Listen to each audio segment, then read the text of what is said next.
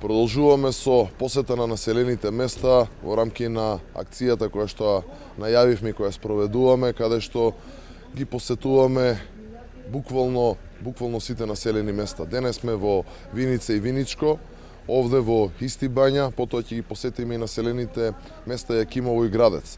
Разговараме со граѓаните и едноставно можеме само да потврдиме во која состојба, во какви услови живеат. Условите се повеќе од лоши, условите се катастрофални, а за тоа има само еден виновен.